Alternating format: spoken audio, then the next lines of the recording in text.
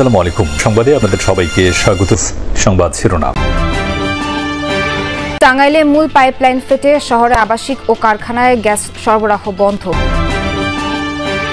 বিদ্যুৎ বিচ্ছিন্ন ৩ উপজেলা, শুরু হয়নি মেরামত কাজ।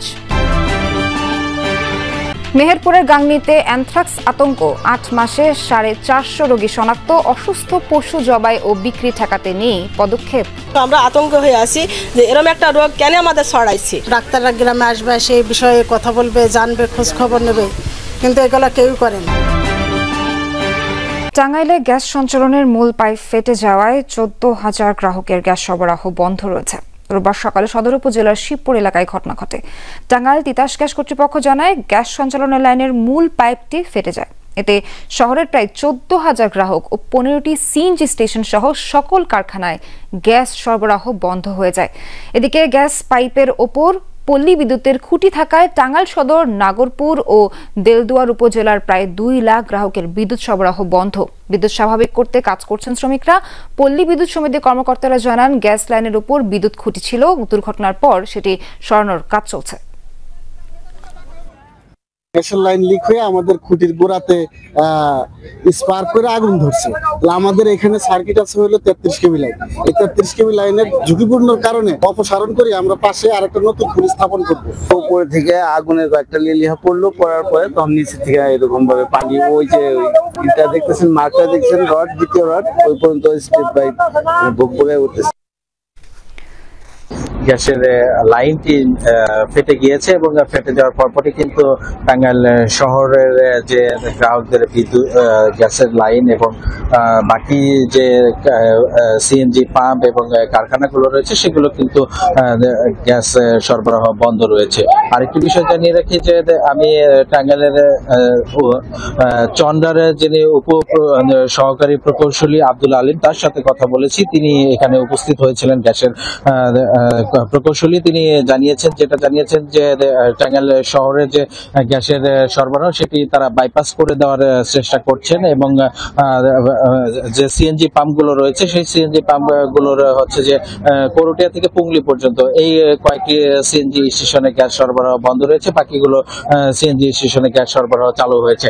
আরেকটি বিষয় জানিয়ে রাখি যে পল্লী বিদ্যুতের খুঁটির নিচে যেহেতু গ্যাসের লাইন এবং খুঁটির কাজ এখন পর্যন্ত বিদ্যুৎ অফিস থেকে পল্লী বিদ্যুতের অফিসের লোকজন চালিয়ে যাচ্ছে। তারা কিন্তু প্রায় আর 1 ঘন্টা নাগাদ তারা কাজ করতে পারলেই হয়তো বা আগামী 1 ঘন্টা পর বিদ্যুৎ অফিসের যে পল্লী বিদ্যুতের 3টি উপজেলাতে বিদ্যুৎ সরবরাহ বন্ধ রয়েছে, তারা কিন্তু গ্রাহকরা বিদ্যুৎ পেয়ে যাবে, এমনটি জানিয়েছেন পল্লী বিদ্যুতের কন্ট্রাক্টর। মেহেরপুরের গাংনীতে উদ্বেগজনক হারে বাড়ছে অ্যানথ্রাক্স রোগীর সংখ্যা।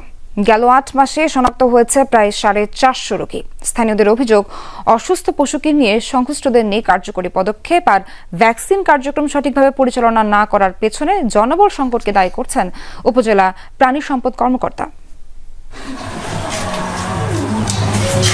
মেহেরপুর গাংনীর বেদবাড়িয়া গ্রামের কামরুল সালেহা দম্পতি সম্প্রতি নিজেদের পোষা ছাগল অসুস্থ হলে জবাই করেন তারা। মাংস কাটার সময় কাকতালীয়ভাবে দুজনেরই 2টি আঙুলের কিছু অংশ কেটে যায়। পরে সেই ক্ষতস্থানে তৈরি হয় ঘা। পল্লী চিকিৎসকের পরামর্শে উন্নতি না হওয়ায় যান সদর হাসপাতালে। সেখানেই জানতে পারেন অ্যানথ্রাক্সে আক্রান্তের কথা। আর একটু গুতা নাইলো নাকি সাইডে 2 দিন গাছ খাইতে আসলে ব্যথা করলো না করি। তারপরে দিন ধরেন আমি আস্তে আস্তে বাড়িতে খাওয়া দাওয়া করি, নৌকা মানে হাঁটে যায়। খাওয়ার পরে একটু কমিছে, এখন ভালোই আছি। কামরুল সালেহার মতো উপজেলার আরো কয়েকটি গ্রামে এই প্রাদুর্ভাবের খবর পাওয়া গেছে। রোগাক্রান্ত পশুর মাংস খাওয়া এবং এর সংস্পর্শে গিয়ে আক্রান্ত হলেও অনেকেই জানেন না এর ভয়াবহতা। স্থানীয়দের অভিযোগ, অসুস্থ পশু জবাই ও বিক্রি বন্ধে কার্যকরী পদক্ষেপ না থাকায় বাড়ছে অ্যানথ্রাক্সে আক্রান্তের সংখ্যা। যখন 1 লাখ 1.5 লাখ টাকা দামের গরু, তখন তো আর ফেলে দেওয়া যায় না, তখন তো হয়েছে জবাই করে দেয়। গোশত যদি খাওয়া যায় তখন অনেকজন অসুস্থ হয়ে যায়। ডাক্তাররা গ্রামে আসবে, সেই বিষয়ে কথা বলবে, জানবে, খোঁজ খবর নেবে, কিন্তু এগুলো কেউ করে না। আবার ওষুধ কিনতে গেলে ওষুধের প্রচুর দাম। মানুষও কিন্তু আমরা আতঙ্ক হয়ে আছি যে এরকম একটা রোগ কেন আমাদের ছড়াইছে। সচেতনতার পাশাপাশি আক্রান্তদের দ্রুত সেবা নেওয়ার পরামর্শ দিয়েছেন চিকিৎসকরা। অ্যানথ্রাক্স আমাদের শরীরের ভিতরে, আমাদের অন্ত্রে, ইন্টেস্টাইন যেটা আর কি, পাকস্থলী বা বিভিন্ন জায়গায় ছড়িয়ে পড়তে পারে। তখন কিন্তু আর এটা সহজে সারবে না, তখন এটা আমাদের দেখা যাচ্ছে ডেথ রেট কিন্তু 100%। জনবল সংকটের কারণে অসুস্থ পশুর ভ্যাকসিন কার্যক্রম সঠিকভাবে পরিচালনা করা যাচ্ছে না বলে জানান উপজেলা প্রাণী সম্পদ কর্মকর্তা। প্রাণীগুলা থেকে আমরা যদি অ্যানথ্রাক্স কন্ট্রোল করতে চাই, আমাদের 85% বা 85% প্রাণীকে টিকার আওতায় নিয়ে আসতে হবে এবং এটা রুটিনলি এই প্র্যাকটিসটা চালু রাখতে হবে, যেটা বর্তমান আমার যে সক্ষমতা, এই সক্ষমতায় আমাদের এটা বাস্তবায়ন করা খুবই কঠিন। সিভিল সার্জন জানান অ্যানথ্রাক্স প্রতিরোধে সচেতনতা কার্যক্রম অব্যাহত রেখেছে স্বাস্থ্য বিভাগ। স্বাস্থ্য বিভাগের পক্ষ থেকে আমাদের স্বাস্থ্য সহকারী যারা ফিল্ড স্টাফ আছে তাদের মাধ্যমে স্বাস্থ্য শিক্ষা দেওয়া হচ্ছে, বলা হচ্ছে এই ধরনের রোগাক্রান্ত গরুর সংস্পর্শে যেন না আসে, দ্রুত যেন চিকিৎসা নেয় এবং এইটার জন্য কোনোভাবেই জবাই না করে মার্কেটের জন্য কোনোভাবেই তার বস্তু বিক্রি না হয় সেটা বলা হচ্ছে। স্বাস্থ্য বিভাগের তথ্য মতে চলতি বছরের প্রথম 8 মাসে জেলায় অ্যানথ্রাক্স আক্রান্ত রোগীর সংখ্যা 427 জন। নরসিংদীতে বেসরকারি হাসপাতালে ভাঙচুর ও ডাক্তার নার্সদের লাঞ্ছিত করার প্রতিবাদে মানববন্ধন হয়েছে। দুপুরে জেলা প্রেস ক্লাবের সামনে কর্মসূচি পালন করে নরসিংদী প্রাইভেট হাসপাতাল অ্যাসোসিয়েশন, অংশ নেন ক্লিনিক মালিক ও কর্মকর্তা কর্মচারীরা। এ সময় বক্তারা দাবি করেন গত 1 বছরে জেলায় অর্ধশত বেসরকারি হাসপাতাল ক্লিনিকে ভাঙচুর চালানো হয়েছে। রোগীর স্বজনদের এ ধরনের অনাকাঙ্ক্ষিত আচরণ রোধে প্রশাসনকে গুরুত্বপূর্ণ ভূমিকা পালন করতে হবে। সুষ্ঠু তদন্তের মাধ্যমে এসব ঘটনায় জড়িতদের শাস্তি নিশ্চিতেরও দাবি জানান তারা। বোধন শেষে ষষ্ঠী পূজার মধ্য দিয়ে আনুষ্ঠানিকভাবে শুরু হয়েছে সনাতন ধর্মাবলম্বীদের সবচেয়ে বড় উৎসব শারদীয় দুর্গাপূজা। দেবী দুর্গার আগমনে উচ্ছ্বসিত ভক্তরা, আনন্দময়ীর আগমনী গানে মুখর চারদিক। শারদ প্রভাত, আকাশে সাদা মেঘের ভেলা আর বাতাসে উৎসবের সুর। মহাষষ্ঠীতে দেবী দুর্গার আগমনে মণ্ডপে মণ্ডপে আনন্দ আর ভক্তির মেলবন্ধন।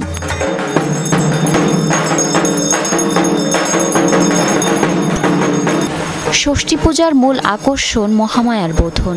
মন্ত্রোচ্চারণের মধ্য দিয়ে শুরু হয় দেবীর আরাধনা। বিহিত পূজার পর দেবীর আমন্ত্রণ ও অধিবাস দিয়ে মূল দুর্গোৎসবের সূচনা হয়। সনাতন ধর্মাবলম্বীদের বিশ্বাস, অশুভ শক্তি দমন করে শুভ শক্তির জাগরণ ঘটাতে এদিন থেকেই পৃথিবীতে অবতীর্ণ হন দেবী দুর্গা। শুভ ষষ্ঠী, আজকে মায়ের বোধনের মাধ্যমে আমাদের দুর্গাপূজা শুরু হলো। কালকে ষষ্ঠী তিথি লেগেছিল, সন্ধ্যেবেলা বোধন হয়েছে, আজকে মা দুর্গার ষষ্ঠীর তিথির পুজো হয়েছে। আজকে ঢাক, ডোল, বাদ্য, উলুধ্বনি, পঞ্চ উপাচারে এই ষষ্ঠী পূজা বা বোধন করা হবে। শিশু থেকে বয়স্ক সব বয়সী মানুষের ভিড় মণ্ডপে। কেউ বাজাচ্ছে ঢাক, কেউ শঙ্খ, আবার কেউ বা প্রার্থনায় মগ্ন। ছোট্ট শিশুরা প্রসাদ হাতে নিয়ে ভিড় করছে প্রতিমার সামনে। প্রত্যেক দিনই মার কাছে চাইবো যে আমরা সবাই, সব সনাতনী এবং দেশবাসী সবাই ভালো থাকুক। একটি বছর অপেক্ষার পরে আমরা এই শুভ ফল পেয়েছি। মহাষষ্ঠীর ভোর থেকে শুরু হওয়া এই উৎসব বিজয়া দশমী পর্যন্ত ছড়িয়ে পড়বে সনাতন ধর্মাবলম্বীদের প্রতিটি ঘরে ঘরে। আগামী 2 অক্টোবর আনন্দময়ী কৈলাসে ফিরবেন দোলায় চেপে।